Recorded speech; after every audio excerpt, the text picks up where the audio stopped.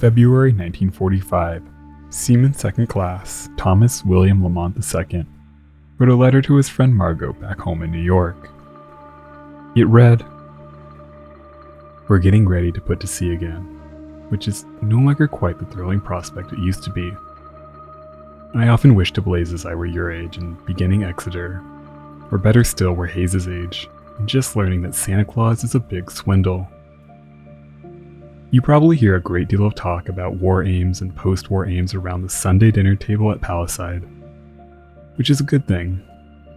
But it is sometimes a bit hard to look at war as a chapter in a history book, or a lecture by a professor when you are out here. Well, perhaps I'm being a bit too serious. I always seem to put down profound thoughts when I pick up a pen.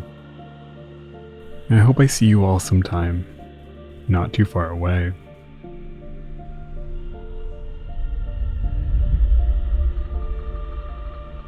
Thomas wrote from the submarine USS Snook in Midway while preparing for their 9th patrol. By April 9th, the submarine and the 84 men on board vanished without a trace.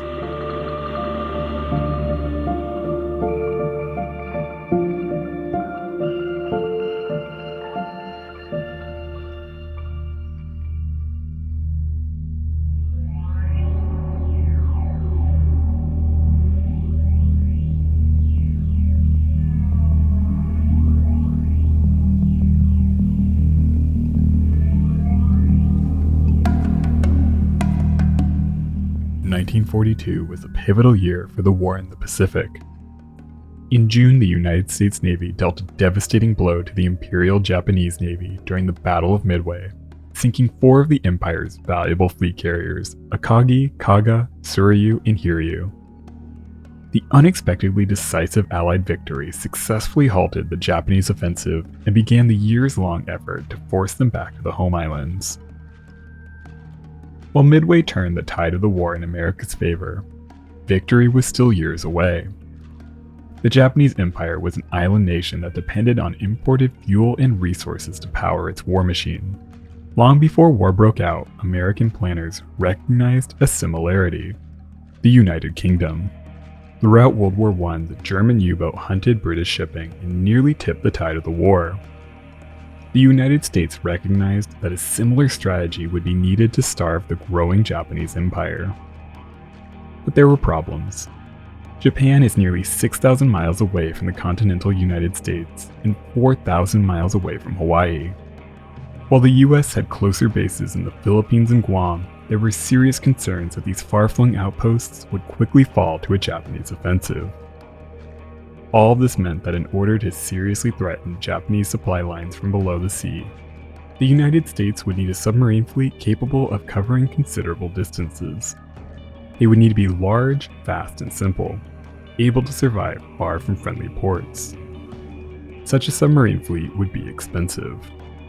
The interwar period in the United States was characterized by strong isolationist sentiments and naval treaties that aimed to prevent another world war. Americans rightly wanted to avoid ever getting involved in another European conflict. War was costly, and people didn't want to send their sons to be killed over the disagreements of foreign leaders. This meant that Congress at the time was reluctant to fund major military investments.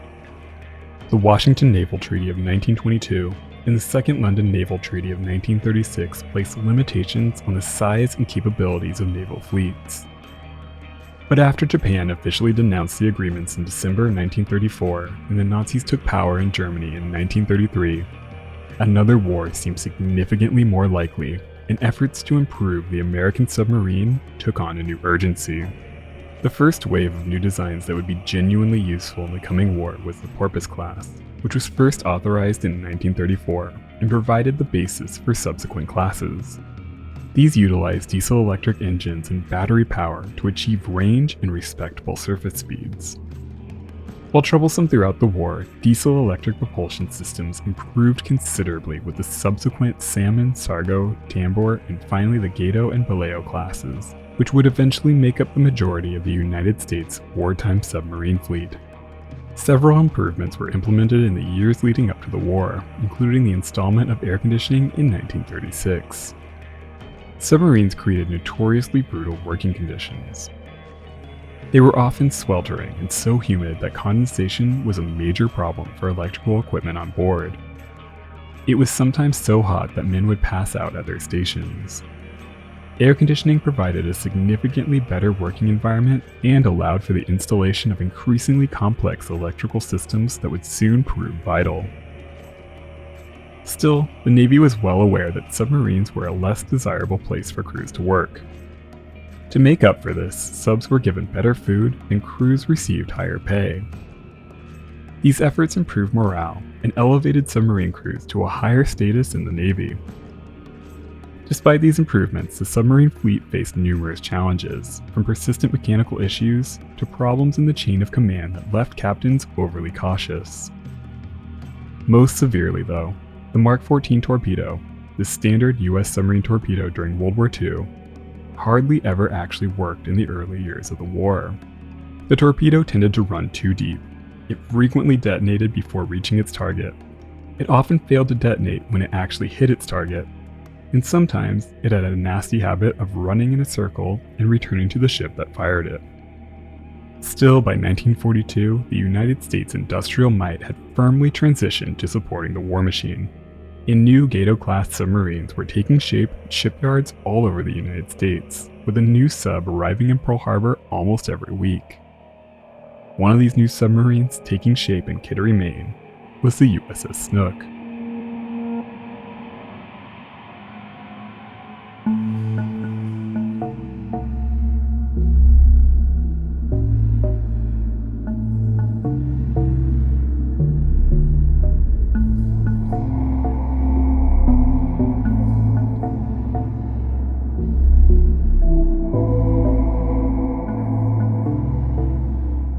The keel of SS-279 was laid down at the Portsmouth Navy Yard in Kittery, Maine on April 17, 1942. Construction was swift. The new submarine was launched on August 15, 1942. Christened by Mrs. Aubrey Emanuel Dempsey, the wife of Navy Cross honoree Lieutenant James C. Dempsey, the new submarine was named USS Snook, following the tradition of naming U.S. submarines after fish. The common snook is a bluish-gray Atlantic marine fish known for its aggression while feeding, particularly at dusk and dawn. Snook was a typical Gato-class submarine, coming in at 311 feet or 95 meters in length, with a beam of 27 feet or 8 meters. She displaced 1,525 tons while surfaced and was powered by 4 Fairbanks Morse diesel engines capable of generating 5,400 total horsepower. Power was stored in 2 massive 126-cell Sargo batteries. Her top surface speed could reach 21 knots, and while submerged, her General Electric battery-powered motors that could achieve a speed of 8.75 knots. She was armed by 10 21-inch torpedo tubes, 6 in her bow and 4 in the stern. She was also equipped with a single 3-inch 50 caliber deck gun mounted on her bow forward of her conning tower that could be used while surfaced. She had 2 anti-aircraft guns, 1 forward and 1 aft. She would be operated by a crew of 6 officers and 54 enlisted men, though these numbers would sometimes fluctuate. Patrols would last 75 days. Onboard conditions were significantly better than those found on foreign and older American subs. The Gato class's larger size allowed designers to provide significantly improved living conditions. Crews enjoyed showers, air conditioning, refrigerated food storage, large freshwater distilling units, laundry, and bunks for every man on board. These improved conditions made up for the difficulties of living on a submarine, which even in a Gato-class sub was often cramped, claustrophobic, and stuffy. While submerged, breathing air consisted of what was captured while on the surface. This same air would remain until the sub resurfaced. With every breath, the air grew more dense. This was one of many reasons why these vessels could only remain submerged for a maximum of 48 hours. She was rated to a depth of 300 feet. Anything deeper threatened to implode her hull. Still, the Gato class was a significant improvement over the hellish conditions of previous subs. These improved conditions, combined with better food allocations and higher pay rates, made the submarine service somewhat desirable. Their officers and crews enjoyed an unofficial elite status in the Navy that surface crews sometimes envied. USS Snook was officially commissioned on October 24, 1942. Her first master was Lieutenant Commander Charles O. Tribal, a 1929 graduate of the U.S. Naval Academy. Already an experienced and well-respected subcommander, Tribal proved popular with his crews. Following her commissioning, Snook began her shakedown training off the coast of New England. Finally, on March 3, 1943, she began her voyage to the Pacific, where she would join the Allied war effort to fight Imperial Japan.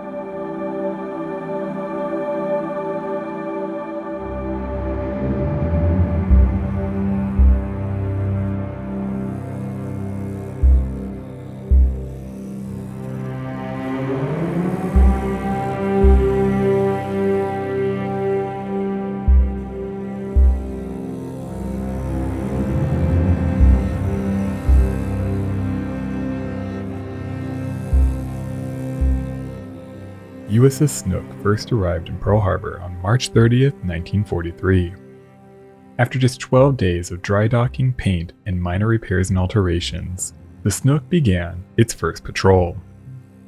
Commander Tribal and his officers were disappointed to learn that their first assignment was a mine-laying mission. Hardly the action that the men on board were eager to engage in. Equipped with just 14 torpedoes, a little more than half of the 24 that she was designed to carry, Snook slipped out of Pearl Harbor escorted by a destroyer. Not long after clearing the harbor, they submerged. Moments later, 2 depth charges rocked the brand new submarine. They were dropped intentionally at a distance far enough away so as not to damage the submarine, but close enough to rattle her new crew. Sufficiently broken in, Commander Tribal set a course for Midway Island. After a brief stopover, they continued to the Yellow and East China Seas, where they laid mines around Shanghai. Once this task was completed, she continued up the coast of China. In the coming month, at least 2 Japanese freighters would fall prey to the hidden mines, the 1,992-ton Takamisan Maru and the 3,948-ton Hakozaki Maru. With the mine laying completed, Tribal and its men finally had the chance to do what they set out for: hunt Japanese shipping. Over the coming days, they encountered and attacked a series of small Japanese fishing boats and junks, but it wasn't until May 5th that they would finally encounter their first 2 major targets. Conditions were less than ideal. Persistent fog made it difficult to spot potential targets. Perhaps even worse, the sea was calm. A smooth sea made periscopes easier to spot. At 1818, the officer of the deck sighted a Japanese freighter approximately 7,000 yards away. As they closed in, another freighter came into view. Snook trailed the 2 ships until nightfall. In the cover of darkness, Tribal set his sights on the trailing freighter. They fired 3 torpedoes, dealing a crippling blow to the 1,268-ton Kinko Maru. At first, the lead freighter, the 3,194-ton Deifuku Maru, failed to realize in the darkness that their companion was mortally wounded. But then, someone on the sinking ship began blowing a whistle, tipping them off to the danger. The Deifuku Maru began evasive maneuvers. Snook fired 2 torpedoes, but missed the zigzagging freighter. Then the Deifuku Maru opened fire on the sub with her deck guns, forcing them to dive and withdraw. But after regrouping, Tribal moved in once again. This time, they scored a successful hit amidship, sending a devastating explosion through the Japanese freighter. She sank quickly. Her crew continued to fire on the retreating sub until the very end. Still armed with 6 torpedoes, Snook carried on searching for enemy targets. 2 days later, she encountered a new enemy convoy. After moving into position, Snook fired on the ships, damaging several, including the 4,363-ton cargo ship Tosei Maru. Over the coming days, Tribal and his crew sank at least 1 more cargo ship and a few small vessels before returning to Midway on May 23, 1943, putting an end to a highly successful first patrol. But the new submarine was just getting started.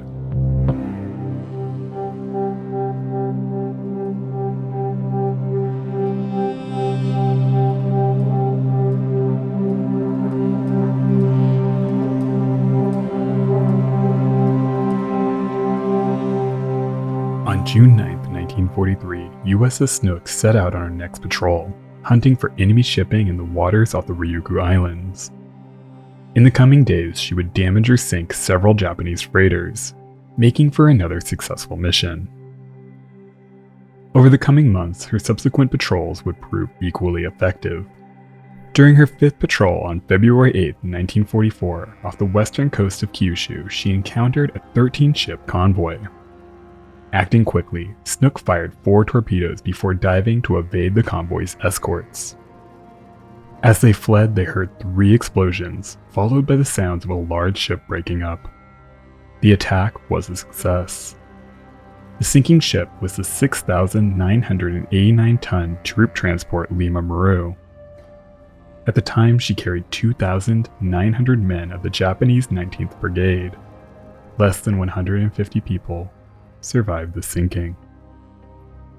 With an estimated 2,765 dead, the Lima Maru is the 11th highest loss of life in a ship sunk by a submarine in all history. USS Snook finished her 5th patrol in Pearl Harbor on March 6, 1944. The patrol was considered a great success and marked the end of Commander Triball's time with the sub.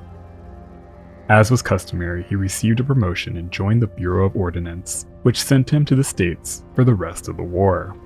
Command of USS Snook was passed over to a new leader, Lieutenant George H. Brown, who recently completed a PCO patrol with Triball.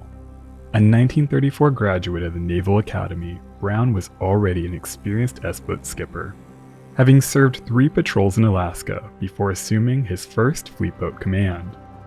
After a major overhaul in California, Snook set out for his 6th patrol on June 24, 1944.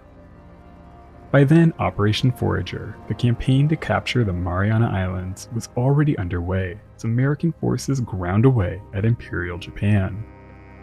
Despite an opportunity to sink 2 freighters on June 12, the mission ended on August 14th without success. By this point in Snook's career, most of her original crew and officers had been replaced with new men. One of these new crew members was Seaman 2nd Class Thomas William Lamont II. Thomas left Harvard and joined the Navy in late 1942. With his education and background, he was offered a place in the Navy's V-12 officer training program.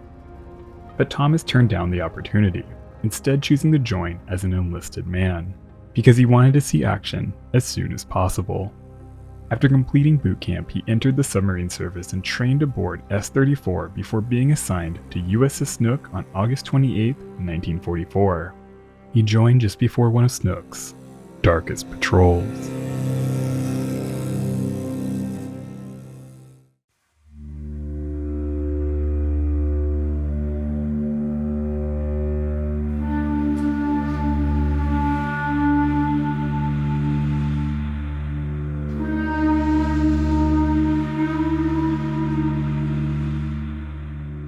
While by 1944 the Americans were making steady progress in pushing back the Japanese Imperial Navy, the early days of the war were an entirely different story. As predicted, the American base in the Philippines came under attack only hours after the Japanese first launched its surprise attack on Pearl Harbor. At the time, the Philippines was home to some 20,000 US troops and 100,000 Filipino troops. After months of brutal fighting, the islands fell to the Japanese. The US and Filipino defenders were pushed to the Bataan Peninsula, where they were eventually forced to surrender. Following their defeat, the approximately 75,000 POWs were forced to march from Mariveles on the southern end of the Bataan Peninsula to Camp O'Donnell, a prison camp 65 miles away. It's estimated that between 5,000 and 18,000 Filipinos and 500 to 650 Americans died during the march due to the severe physical abuse, starvation, and lack of water inflicted by the Imperial Japanese Army soldiers. It was dubbed the Bataan Death March. For the survivors, conditions at Camp O'Donnell were appalling, with an estimated 400 prisoners dying every single day. By summer 1942, Camp O'Donnell was closed, and the POWs housed there were transferred to other camps. As the war dragged on and Japan's resources began to dwindle, there was a growing need for labor. They began transporting POWs to Japan and other occupied territories where they would be forced to work to replenish war materials. Conditions on the ships that transported them were indescribable. Men were tightly packed into cargo holds with no ventilation. Barely able to move or even sit down, prisoners had to endure seasickness and temperatures that often exceeded 100 degrees. Voyages would last weeks with no food or water. Prisoners dubbed these the Hell Ships. One of these ships was the Arizon Maru, a 6,886-ton former troop transport, which departed Manila on October 21, 1944. Packed into her cargo holds were 1,781 mostly American POWs, bound for Takao in Taiwan. Originally assigned to a convoy of 13 ships, the group broke up when American submarines were detected in the area. Arizon Maru, now alone, made a dash for Taiwan. A little less than 2 weeks before, on October 4th, USS Snook set out for the sub's 7th patrol. Upon reaching the Bashi Channel between the Philippines and Taiwan, Snook came across the scattering Japanese convoy on October 23rd. First, she sank the 5,863-ton cargo ship Shinsei Maru No. 1. Next, she took out the 3,887-ton tanker Kakusai Maru. Finally, she came across one last large vessel and opened fire.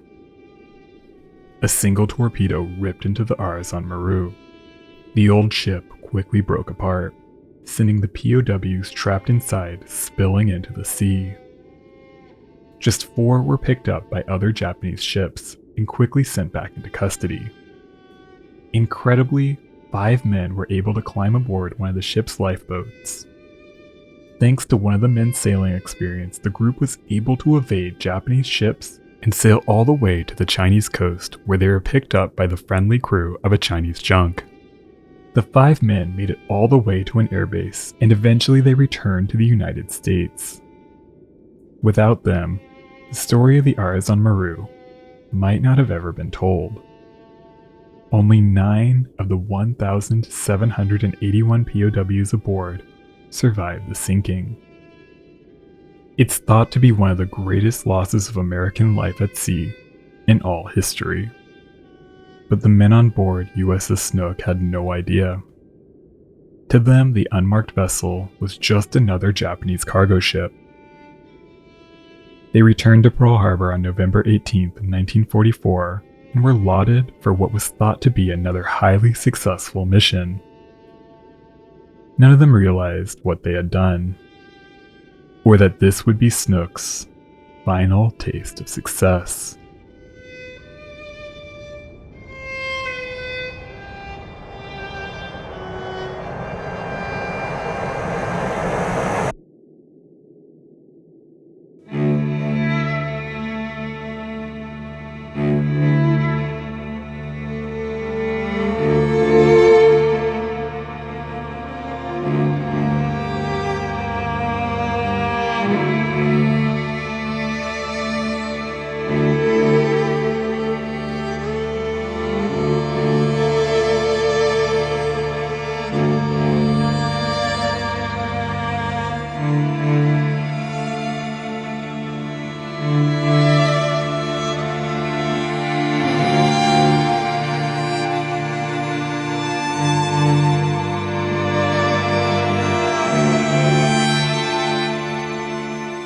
George Brown's time with USS Snook was short.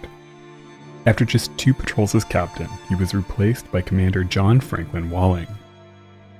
Born in Providence, Rhode Island on February 2, 1912, Walling grew up in Nantucket and returned to the island whenever he got a chance. Always a top student, he graduated from the Naval Academy in 1935.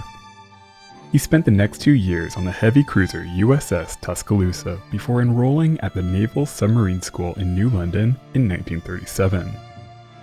He then served on the old USS S-37 for 3 years before joining the newly completed USS Flying Fish in August 1941. It was around this time that he met his future wife, Doris Annabella Helmkamp, the daughter of a U.S. Navy commander.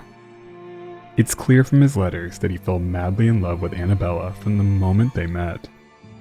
They married in Coronado, California in 1943 and purchased a modest house in Mystic, Connecticut, where they planned to raise a family after the war.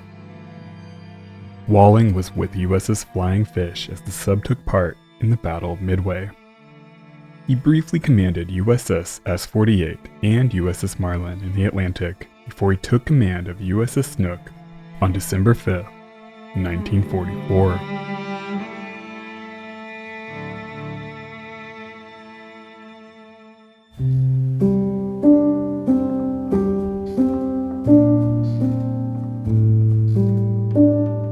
I've been out of the States for 7 months. A lot of guys have been out 27 months. They've made 1 patrol. A lot of guys have made 7 or 8 or more. What action I've seen has been pretty one-sided. As yet, I haven't been hurt, or scared, or lived in filth or gone more than 24 hours without sleep. So the natural assumption is that perhaps I am talking out of turn. And perhaps I am. Well, we shall see how one pan out. You said at the end of your letter that you admired my patriotism and contribution to the war effort. You said you were proud of me. Kind words, Pa, but undeserved. At the risk of being dramatic, I can say that I am not afraid to die and seldom give it a thought. But frankly, you are the patriot. I am just a limelight artist. I am in a damn good service, and I'd rather be a swab jockey in a sub than a captain on a tanker or a transport. My ardor for action is not dampened as yet, but my homesickness is running riot and tips the scales. After a few more runs, I might even swallow my pride and take stateside duty. But presently, I am still curious. I'm curious as hell. Seaman 2nd Class Thomas William Lamont II, December 20th, 1944.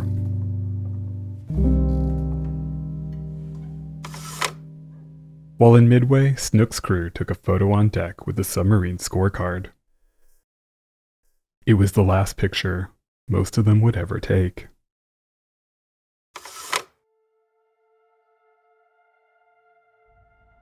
USS Snook set out for her 8th patrol on December 25, 1944. Conducted off the Kuril Islands, no enemy shipping was spotted, and the patrol ended without any engagement on February 17, 1945. After some minor repairs, Snook left the submarine base in Guam for her 9th patrol on March 25, 1945, but she returned 2 days later for emergency repairs. Back in working order, she departed on March 28th and sailed for the Luzon Strait, where she was to link up with USS Tigran to join an attack group. Her radioman William Laurie Dolph, Ben Alvin Branham Jr., and technician Russell Lee Baum sent daily weather updates until April 1st, when these reports were stopped to prevent them from giving away their position. For the next week, Snook remained in contact with USS Tigran, but these transmissions stopped on April 9th. On the 10th, Snook was ordered eastward, and on the 12th she was ordered to perform lifeguard duty for a British carrier while it conducted airstrikes near Sakashima Gunto. Snook was not required to acknowledge these orders.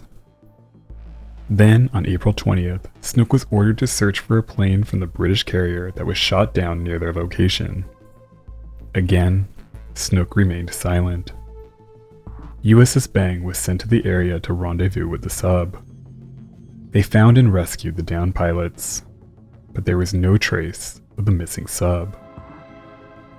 On May 14, 1945, Annabella Walling received the following telegram. The Navy Department regrets to inform you that your husband, Commander John Franklin Walling, USN, is missing following action while in the service of his country. The department appreciates your great anxiety, but details not now available, and delay in receipt thereof must necessarily be expected. Snook and her crew were officially announced overdue and presumed lost on August 5, 1945. To this day, the exact cause of Snook's loss is unknown.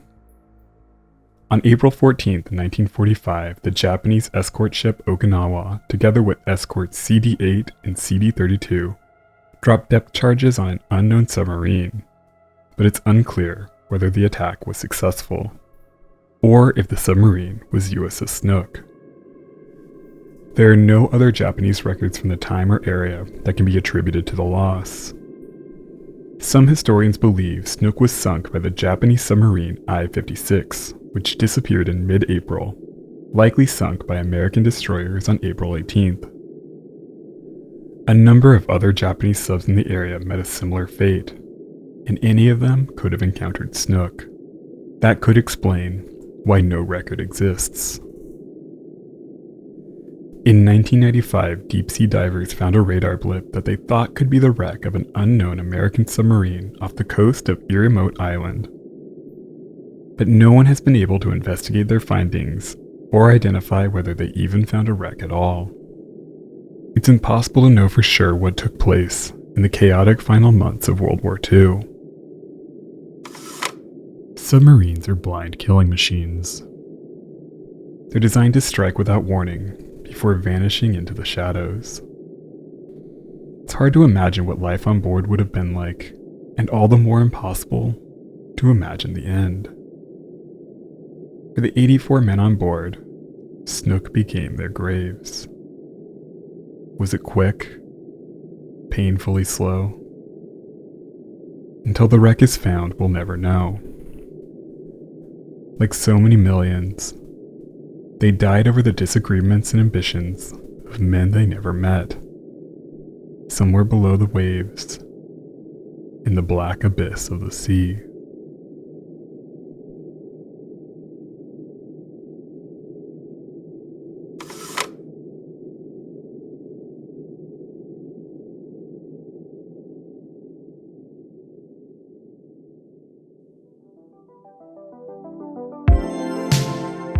Thank you so much for watching.